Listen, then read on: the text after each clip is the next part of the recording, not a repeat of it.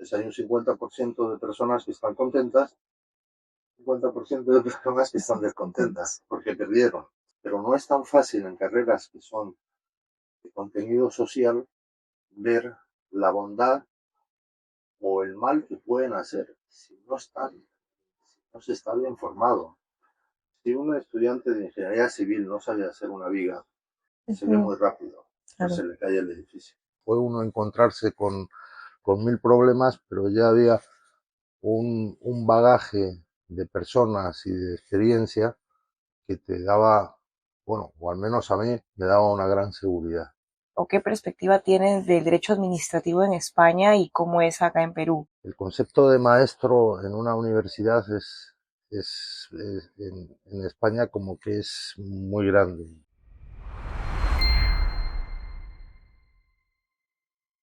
Hola a todos, bienvenidos a Legalmente Hablando. El día de hoy contamos con la presencia del doctor Antonio Bruña Puyol, destacado jurista peruano, catedrático y con amplia experiencia en derecho administrativo. Bueno, muy buenas tardes, Liz y todos los seguidores del canal Legalmente Hablando. Bueno, pues muy buenas tardes. Un gusto, doctor. En ese sentido, y con el mayor respeto, nos gustaría empezar haciendo unas preguntas sobre un ámbito un poco más personal de su vida, ¿no? Su trayectoria como estudiante, como profesional, sus inicios, si es posible, por supuesto.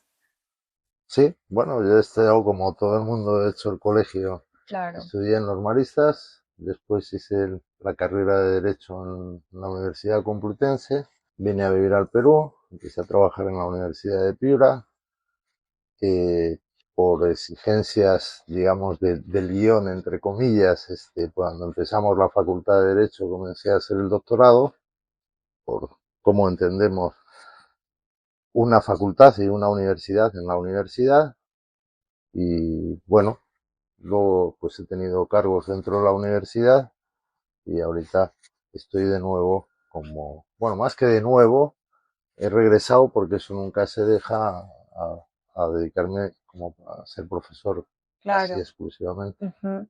Y bueno, creo que todos tenemos un poco de curiosidad. ¿Qué lo incentivó a estudiar una carrera como derecho? Bueno, la verdad que es que en España la carrera de Derecho es una carrera general. O sea, no necesariamente se estudia Derecho para dedicarse al ejercicio del derecho. Ujú.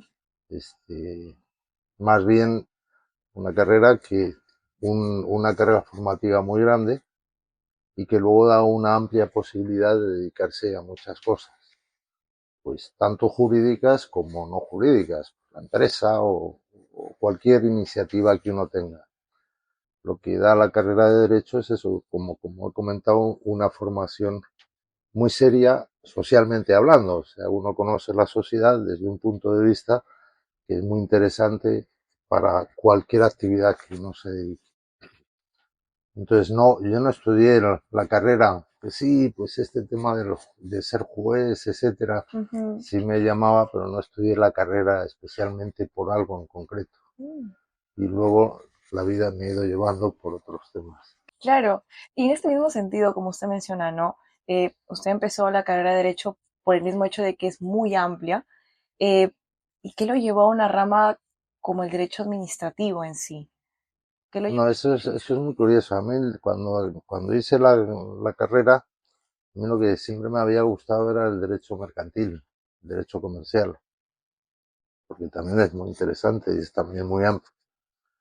Pero cuando empezamos la facultad, bueno, ya desde que llegué al Perú, pues vi que en el derecho administrativo le faltaba un poquito más de desarrollo, estar un, un poco más como al día, que como que se hubiese quedado algo, ¿no? Pues cuando yo llegué me recuerdo que pregunté por la ley, por cosas del ejercicio profesional en la asesoría legal de la universidad, pues pregunté por la ley de procedimientos administrativos y lo que había era un reglamento y era prácticamente lo único que había.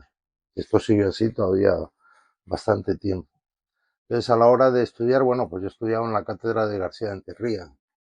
Entonces, me he tenido que estudiar, recuerdo que era un poco de tortura, como probablemente los alumnos dicen de mi curso ahorita, era un poco de tortura estudiarse esos dos libros que son espléndidos del manual de García de Enterría. Bueno, yo empecé a estudiar el primer año, incluso no, ya es la primera edición. Y entonces, claro, todos con los que comenzamos la facultad, pues todos habían estudiado un derecho administrativo todavía limitado y a mí me parecía que había que darle otros aires, ¿no? Mucho más amplios. Claro, Y entonces, bueno, pues yo me quedé con el área de derecho administrativo. negativo. Recuerda seguir a Legalmente Hablando en todas las redes sociales. No solo hablamos de derecho, también lo explicamos, analizamos y conectamos contigo, porque creemos en un contenido jurídico de valor y con propósito para la comunidad jurídica. Sumamente interesante, doctor. Y un poco más aplicado a lo que es la Universidad de Piura, específicamente la Facultad de Derecho. Nosotros sabemos que usted ha sido una figura clave en el desarrollo de la Facultad de Derecho, ¿no? ¿Qué significó para usted asumir ese rol, ¿no? Como rector y cómo influyó esa experiencia en su perspectiva como jurista y como educador también hasta el día de hoy? Sí, vamos a ver, yo trabajaba en la asesoría legal, Ujú, entonces se formó un equipo que lideraba el doctor Juan Segarra Russo, ujú. el papá El doctor del Segarra. doctor Segarra, Ajá, al que ustedes aman y odian, al igual que a muchos de los profesores. claro. No, es broma, Sí. lógicamente. Estaba también la doctora Galvez, que, que ahorita mismo, pues, bueno, ahora está en Lima, ya tiene edad, y el doctor Jorge Rosales, que todavía vive. Y yo era el secretario técnico, o el secretario, o como quiera llamarse. O sea, yo era el ejecutor, igual que la administración pública que Claro. ejecuta. Y bueno, comenzamos con una idea muy clara, porque esa idea clara de lo que debe ser una universidad y lo que debe ser cualquier facultad ya la habían sembrado los primeros que comenzaron la universidad. Nosotros comenzamos más o menos 20 años después del comienzo de la universidad. Ujú, Entonces ya había mucho trecho caminado, había mucho hecho. Este, digamos, era muy fácil el sentirse amparado por el resto. Entonces uno trabajaba como muy a gusto, aunque cuando se comienza algo, pues siempre hay mil cosas que faltan o mil cosas a hacer o puede uno encontrarse con mil problemas, pero ya había un bagaje de personas y de experiencia que te daba, bueno, o al menos a mí me daba una gran seguridad. Y bueno, y ahí estuve empecé siendo el primer director de programa, ujú. luego el decano, el segundo decano, después de Juan Segarra. Juan Segarra era el primer decano. El consejo de dirección, pues estábamos los cuatro que he comentado. Decano, ya una vez terminado el doctorado, pues también compaginé el ser decano con secretario general y al poco tiempo fui por la primera época de rector, y mientras tanto pues siempre profesor de derecho administrativo. Ujú, Bueno, primero al principio también un poco de derecho romano. ujú. Ya Claro, vino la doctora de la Fuente claro. Ujú. a salvarme porque ella es especialista En derecho romano. sí. Sí. Muchas gracias, doctor. Y bueno, nosotros sabemos que usted inicialmente se formó académicamente en España, ¿no es así? Y posteriormente decidió desarrollar gran parte de su trayectoria en nuestro país, que es Perú. ¿Usted cómo puede llegar a comparar o qué perspectiva tiene del derecho administrativo en España y cómo es acá en Perú o cómo se ha ido plasmando acá en Perú? Bueno, académicamente me he formado en España, sí, me he formado en España académicamente. Profesionalmente me he formado en el Perú. O sea, yo en España yo he acabado la carrera, he acabado el servicio militar y me he venido a vivir al Perú. Entonces, profesionalmente yo no puedo decir que me haya formado en España. Ujú, Este, lo que sí es cierto es que, bueno, he estudiado en una buena universidad, luego el doctorado lo hice en la Universidad de Navarra y bueno, aunque mi maestro pues es de la Universidad de Valladolid, que es el doctor José Luis Martínez López Muller, que es un sabio y un maestro propiamente dicho, pero digamos, profesionalmente en el Perú. ¿Qué cosas notaba bueno, entre Perú y España, con la poca experiencia que yo he tenido en España? El, el concepto de maestro en una universidad en España como que es muy grande, o sea, en el sentido de que a lo largo, bueno, en concreto en el derecho administrativo, a lo largo de los años 50 del siglo pasado, a partir de la guerra civil de España, cuando termina, y sobre todo a partir de los años 50, 60, y luego ya entrados en los 70, aparecen una serie de profesores de derecho administrativo de altísimo nivel, que además habían ido a estudiar, a formarse fuera también.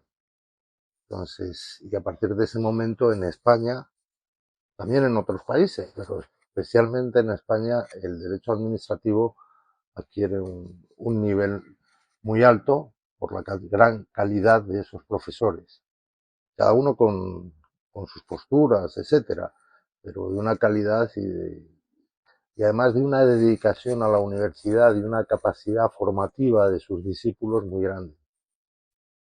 Entonces, ese recorrido de maestros que forman a sus discípulos, que a su vez luego se van convirtiendo en maestros, pues me parece que eso, ya no puedo hablar del Perú de siempre, pero digamos, en el momento en que yo veía el derecho, eso no estaba.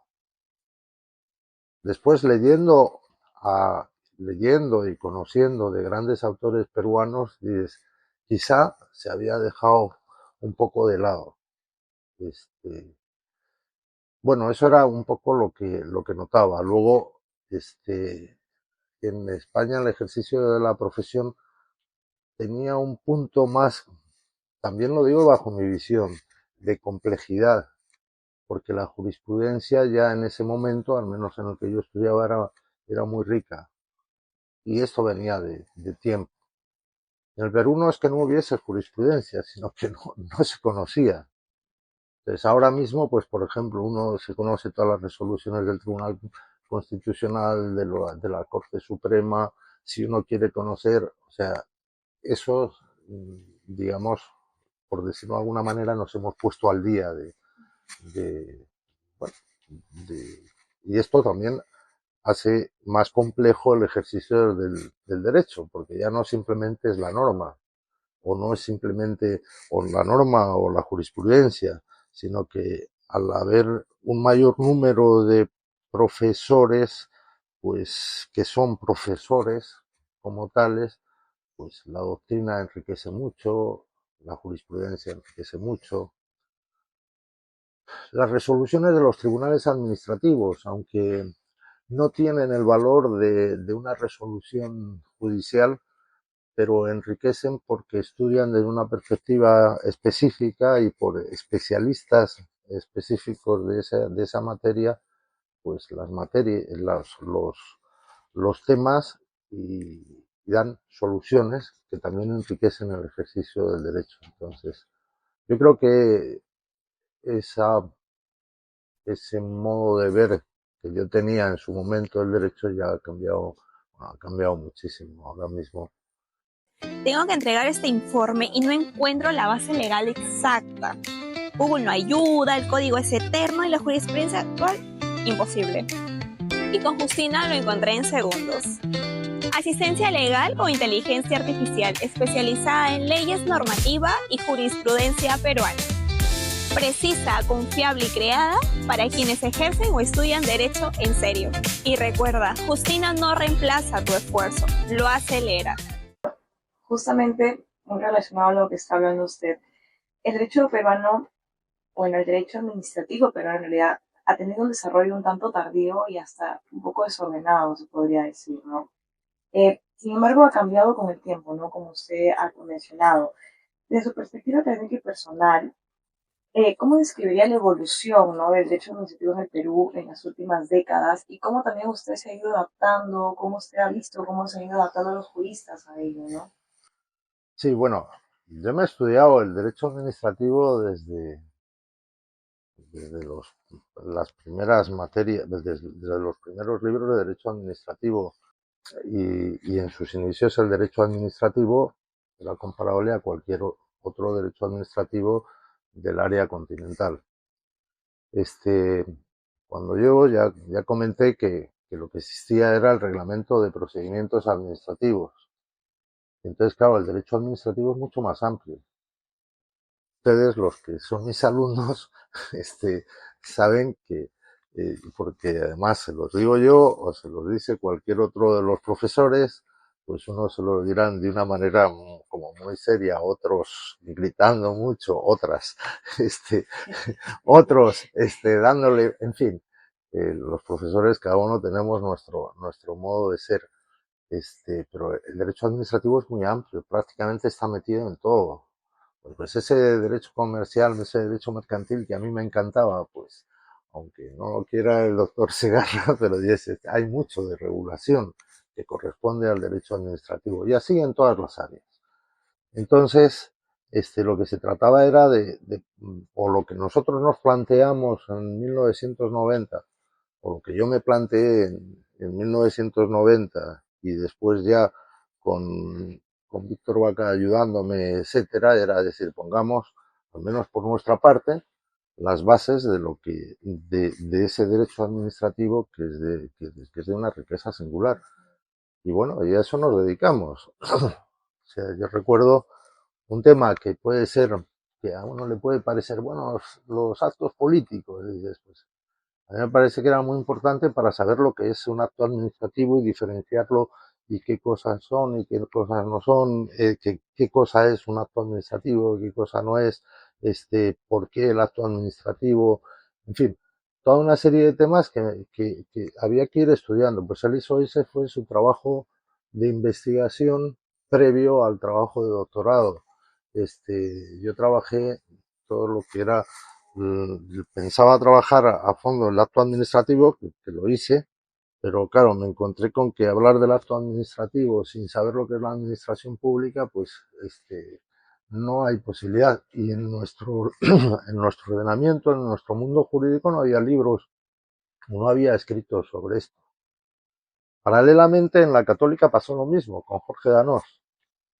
Entonces, Jorge Danós empezó, y luego con sus discípulos, y ellos tienen, pues por el número también de sus alumnos, muchísimos más, pues haciendo exactamente lo mismo.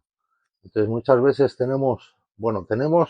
no digo, ese tenemos es, yo tengo una visión distinta a la de Jorge, o Víctor tiene una visión distinta a la mía, porque no es una cosa simplemente de escuela, o incluso la escuela tal como yo la he aprendido con José Luis, no significa que todos pensemos exactamente igual.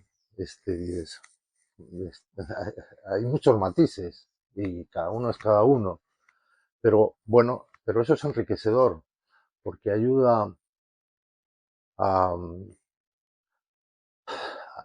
ayuda a enriquecer los pareceres porque a uno le obliga a estudiar más. O sea, yo recuerdo, este, coincidieron una vez aquí tres catedráticos, concreto Faustino Cordón, que es el maestro de la doctora Carla, José Luis García Pita, el maestro de Álvaro, de Ernesto, eh, y ay, Eugenio Simón Acosta, tributarista, un tributarista, bueno, todos ellos catedráticos que era el, el maestro de Carla Mares. Entonces, hablaron sobre un tema, y en esa conversación, o sea, bueno, claro, ellos con el modo de ser español, parecía que se estaban matando, porque cada uno decía una cosa y el otro decía el otro, pero el tercero salía porque cada uno tiene visiones distintas, uno de tributario, comercial, procesal, y entonces, y claro, y había gente que luego me comentó sorprendida, pero ahí se mataban y cuando salieron estaban riéndose de todo, pero ese intercambiar posiciones, modos de ver las cosas, etcétera, es enriquecedor. Y en el derecho administrativo, bueno, pues para nosotros. Que en la católica hubiese pasado lo mismo exactamente al mismo tiempo era enriquecedor. Me acuerdo cuando se hizo el proyecto de ley de procedimiento administrativo, bueno, era el procedimiento, ya no es el PAG, sino ley, bueno, no recuerdo ahorita, no me viene a la cabeza, pero la ley del procedimiento administrativo general, proyecto, pues, que se lo encargaron a Jorge Danos, nos envió a nosotros para que diéramos nuestro parecer y dimos nuestro parecer y hay cosas que fueron modificadas. Entonces, la riqueza de que existan diferentes modos de ver es muy buena para la universidad. Entonces eso es lo que, porque esto viene de la pregunta de que yo qué veía de distinto. Claro. Pero ahorita mismo, bueno, pues uno en derecho administrativo ya empieza a tener, hay muchos maestros ya. Sí. De hecho, la siguiente pregunta que le iba a realizar era justamente respecto a, bueno, en mi primer año de llevando derecho administrativo, nosotros pues leemos, ¿no? Justamente lo que usted ha escrito respecto a los conceptos sobre acto administrativo, concepto amplio y concepto estricto. No, bueno, sería agradable poder escuchar más que nada de usted eh, sobre respecto a su posición respecto a esa diferente definición, ¿no? Que se le da al acto administrativo como tal. Sí, bueno, la definición casi todos coincidimos. ¿Eh? Ujú. El punto no está en la definición, sino en qué contiene esa definición.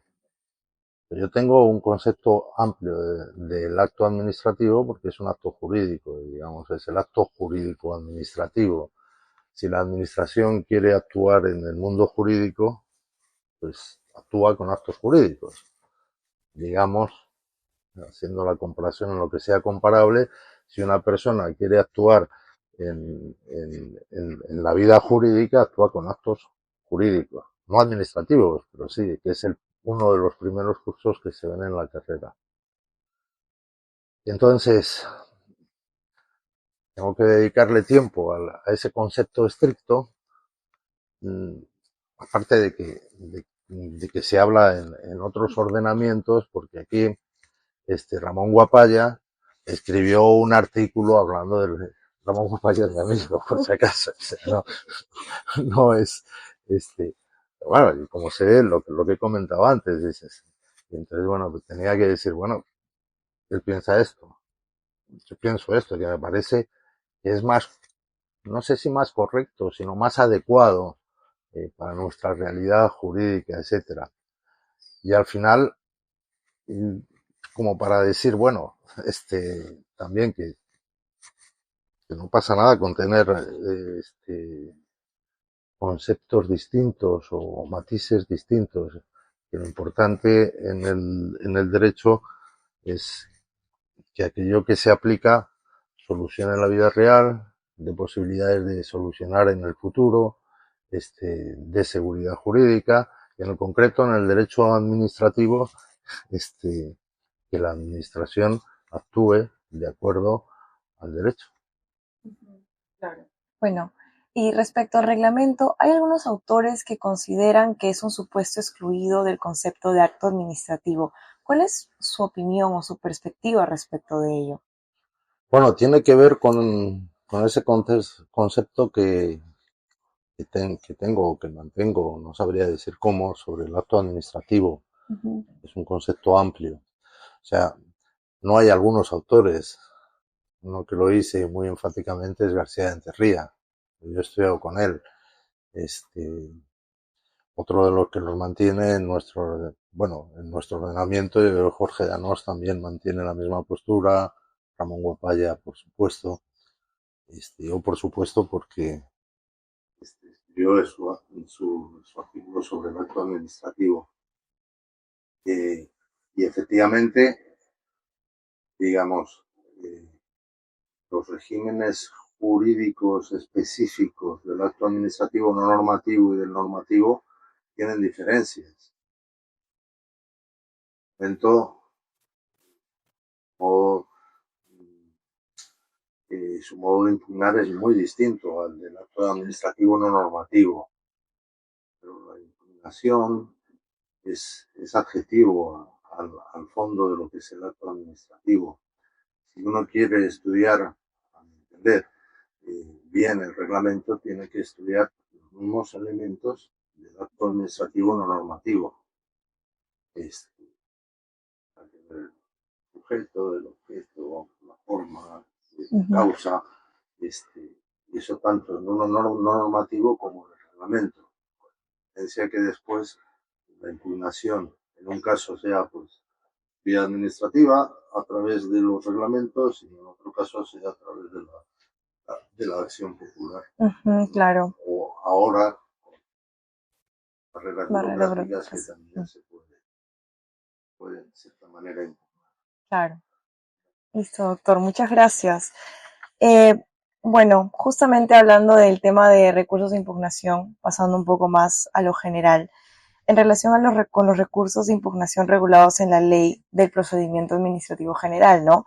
¿Usted considera que el diseño actual asegura un verdadero control interno de legalidad?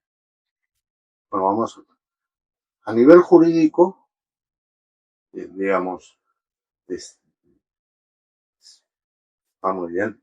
Está bien, digamos, la administración tiene la posibilidad, no solo con los recursos administrativos, también con la revisión de oficio, incluso con la revocación, aunque con diferentes efectos, pues, de controlar su propia actividad, ya sea de oficio o a petición de parte.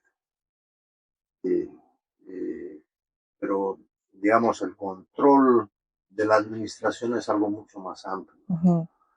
No es simplemente a nivel jurídico. Hay que tener en cuenta que nuestra visión de la realidad, por decirlo de alguna manera, por tanto también de la realidad de la administración pública, es una visión estrictamente jurídica. Bueno, digamos que estrictamente jurídica. Pero hay otros modos de examinar la actuación no solo de la administración, sino de todos. Pues hay el económico, el familiar, hay toda una serie de puntos de vista que son complementarios, que enriquecen, que bueno, lo que está pasando ahora mismo en el derecho es que a veces hay que estudiar, sobre todo en el derecho administrativo es muy claro, o sea, hay que estudiar otros puntos de vista para poder regular bien alguna situación o alguna materia, telecomunicaciones, salud, que lo acabamos de vivir, y así podemos decir un montón de materias. Entonces, lo que da la visión jurídica es justamente eso, la visión jurídica, pero que no se opone a esas otras visiones de otras ciencias, porque no están otras ciencias, pero que son complementarias. Y a la hora del ejercicio profesional, en el derecho administrativo, una de las riquezas que tiene es, bueno, probablemente en todo, o sea, no solo, pero ya que hablamos de derecho administrativo, una de las riquezas del derecho administrativo es que si uno se dedica a telecomunicaciones, hay que entender las telecomunicaciones, al menos a un nivel, no diría básico, un poquito más que básico, y lo mismo pues con salud, etcétera. Entonces, en el ejercicio profesional, desde la base del derecho, uno se puede enriquecer mucho. Claro, totalmente de acuerdo, doctor. Y bueno, ya pasando a un tema como es el contencioso administrativo, ¿no?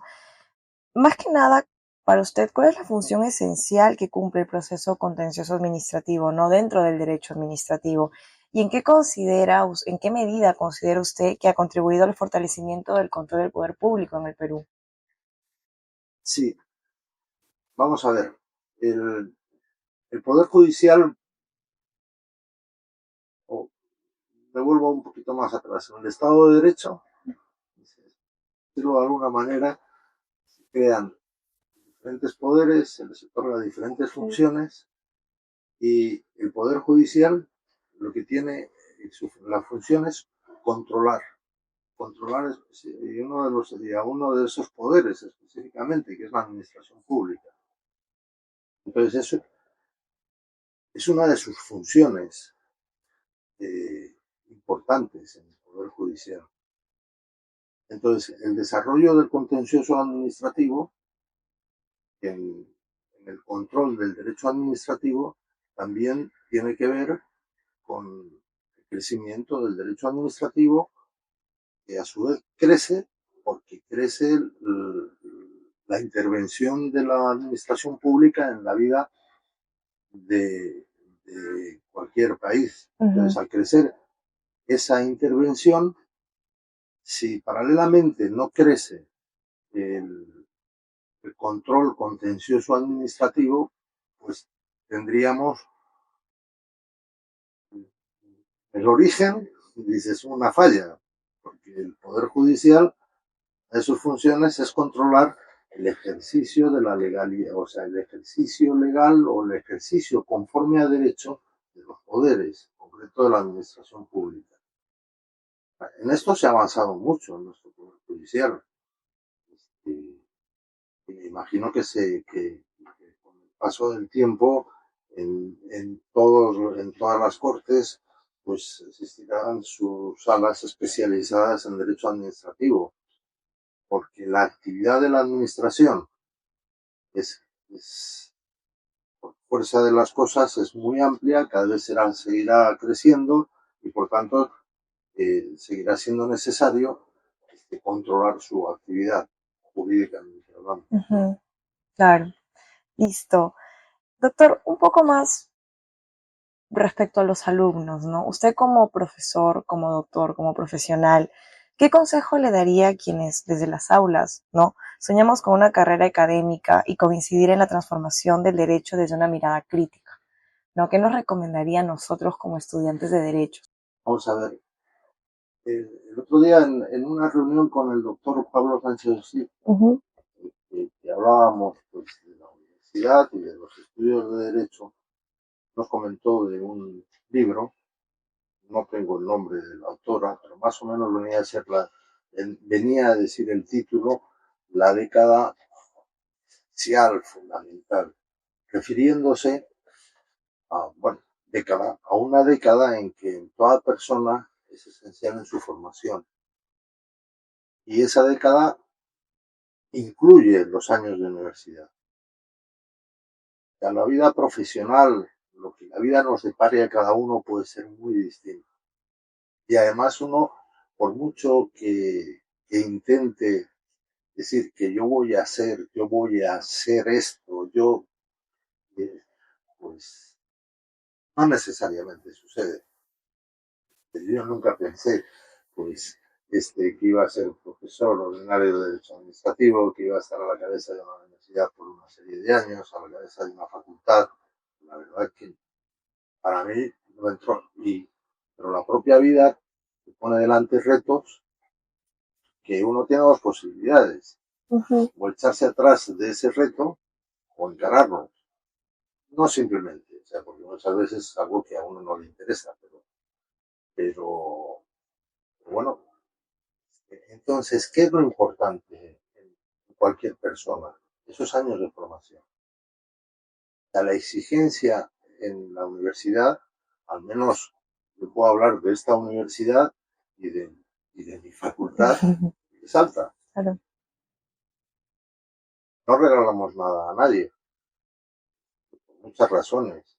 Una de ellas es por esto. O sea, somos muy conscientes de que estos 5 o 6 años que van a pasar en la universidad, en el caso de Derecho, son esenciales para su formación. No es que no importa, etcétera. A lo mejor en otras realidades no tienen esa trascendencia. No puedo decir que en el Perú sí tienen esa trascendencia, porque de eso va a depender tu desarrollo profesional, primero tu formación de la cabeza. La formación en el caso de un universitario en conceptos abstractos, en entender lo que es un concepto abstracto, en saber aplicarlo, y así en mil temas, en ampliar pues el entendimiento, la voluntad, la memoria, todas las capacidades del hombre. Entonces todo eso lo consigues en la universidad. En esos 5 años no lo consigues, no lo puedo poner como una dicotomía. es un lugar privilegiado para obtenerlos a la universidad. Ujú. Entonces, esto lo hemos hablado muchas veces entre los profesores, e incluso con, no solo los profesores, con abogados muy connotados. El tema de las prácticas de Claro. profesionales. ¿Son necesarias las prácticas, o sea, son indispensables las prácticas profesionales? A mí me parece que lo indispensable es hacer bien la carrera. Mi propia experiencia me lo dice. ¿Por qué? Porque nunca uno va a tener 6 años para dedicarse a estudiar, para dedicarse a formar la cabeza, para dedicarse a adquirir intereses que dan amplitud. O sea, si no estás en la universidad no te puedes dedicar. Si te gusta el deporte, al deporte. Si te gusta el baile, al baile. Si te gusta el canto, al canto. Si te gusta no sé qué, al no sé cuánto. O sea, tienes tales posibilidades porque tienes contacto, además, por decirlo así, ¿cómo lo diría? Un contacto muy espontáneo con personas que piensan distinto de nosotros, pero que no tienen ningún problema en mostrarse como son.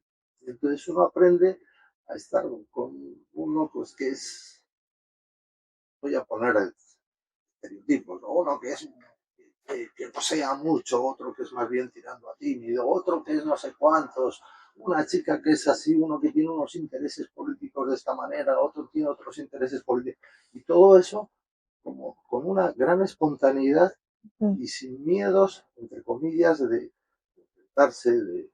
Entonces, todo eso es de una riqueza muy grande y aunque uno no puede, cuando estudia la carrera, no darse cuenta, en el desarrollo profesional va dando cuenta que dices, mira, esto no lo aprendí en la universidad.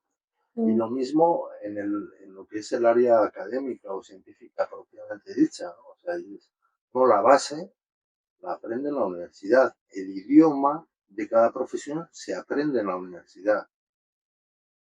Pues hace poco, tomando examen oral, entonces me recuerdo un alumno que empezó a hablar, no decía cosas mal, pero no hablaba del idioma jurídico. Pues eso que dices, que me has dicho en 8.000 palabras, vamos por caso, dice, tiene un nombre, y con eso hubiese sido suficiente.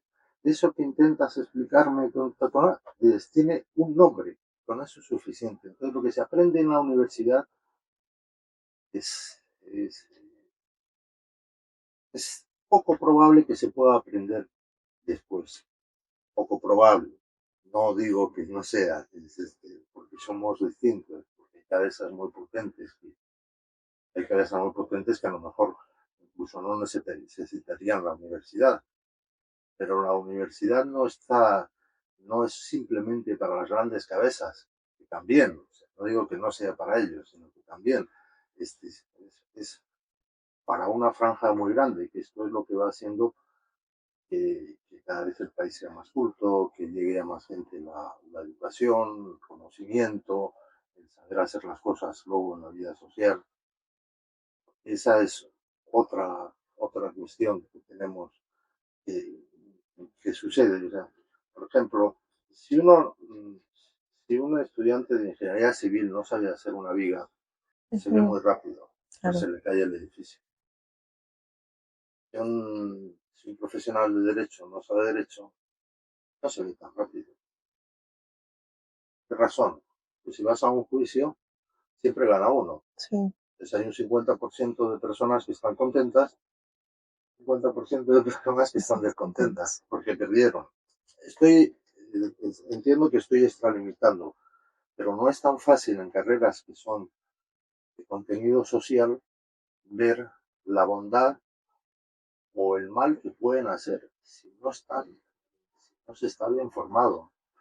Entonces, bueno, a mí me parece que en eso tenemos una gran responsabilidad en las universidades. El otro día, en esta misma actividad, el doctor Pablo Sánchez nos dice que lo nombramos profesor honorario de la universidad, pues hubo una actividad previa al nombramiento me pidieron hablar de un tema, entonces, de esos temas yo lo que comenté es que la Universidad de Piura, y en concreto la facultad, no pretende ser la mejor facultad, ni lo pretendemos, nunca lo hemos pretendido, lo que pretendemos es ser una buena facultad en el ámbito global, porque ya no se puede hablar solo del Perú, pero que damos, sobre todo, que damos lo que decimos que damos, o sea, damos lo que ofrecemos.